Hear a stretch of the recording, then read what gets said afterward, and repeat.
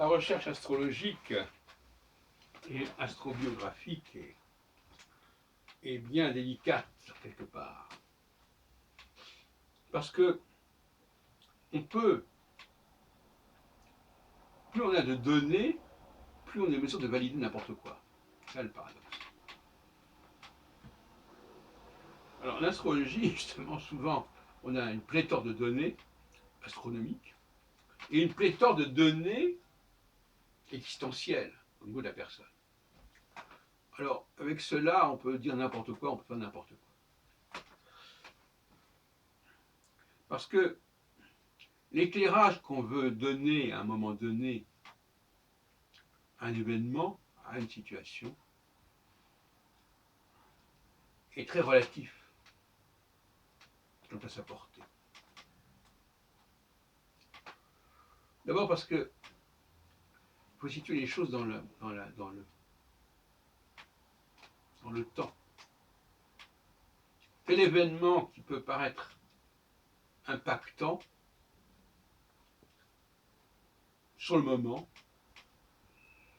ou dans la mémoire même, peut se révéler en fait tout à fait différent de ce que l'on imaginait, de ce que l'on croyait, qu'on avait cru pouvoir croire.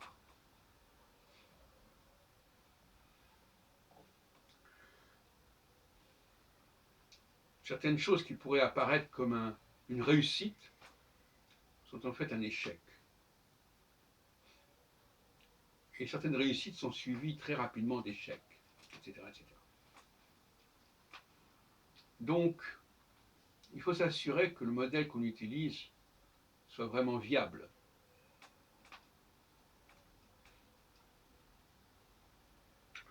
C'est pour ça que je propose une approche très empirique des choses.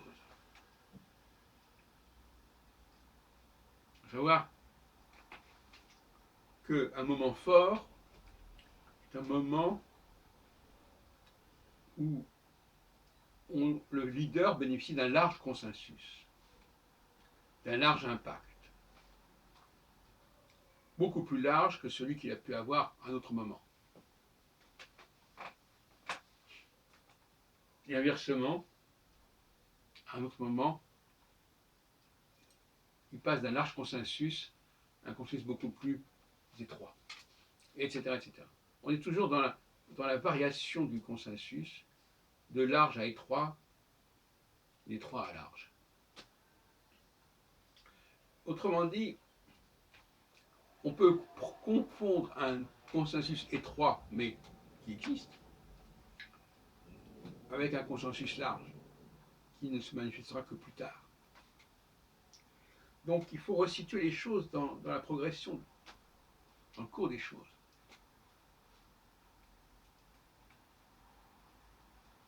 Il peut arriver que l'on se trompe dans ses estimations, dans ses appréciations, pour coller avec un modèle, alors que certaines données n'auront pas été prises à leur juste mesure, ou qu'on aura voulu les interpréter d'une manière qui convienne au modèle, mais qui ne conviennent pas quelque part à la réalité des choses. Alors, vous allez voir ce matin des vidéos qui sont mises en ligne en même temps et qui partent d'un autre modèle que celui que je vais vous proposer maintenant. Ce sont des modèles alternatifs, si vous voulez. La question est de savoir si la conjonction de Jupiter avec l'ascendant est un point de départ ou l'acquisition d'un maximum de puissance qui va se dissiper par la suite.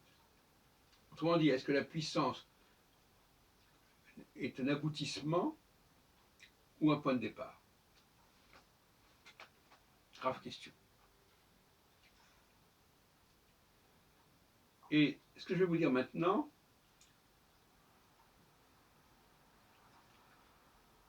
c'est que pour moi, la conjonction et l'opposition sont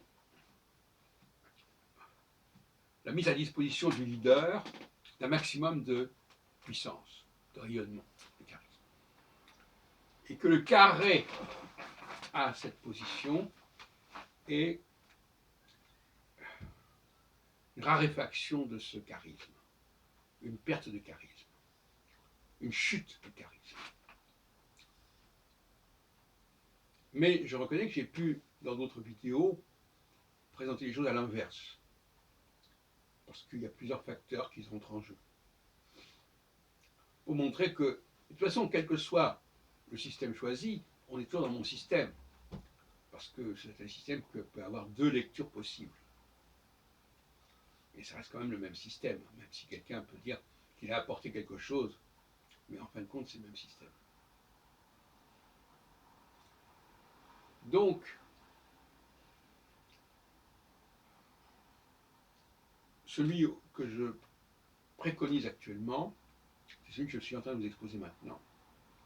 À savoir que le carré correspondrait à une chute de tension.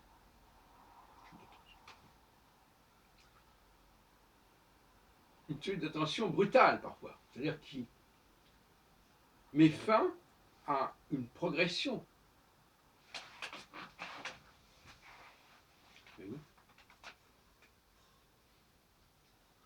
Et qui peut faire suivre très brusquement à cette progression et à ce couronnement.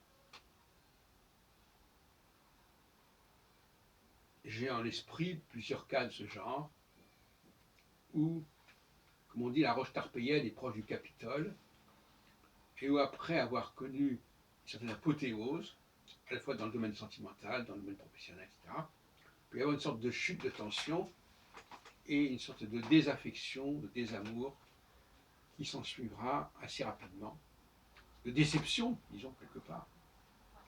Le courant ne passe plus. Voilà. Donc, je vous encourage, au fond, à évaluer les deux lectures possibles du système.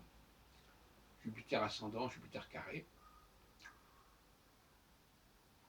à l'ascendant, et d'apprécier par vous-même, en quelque sorte, la voie que vous préférez.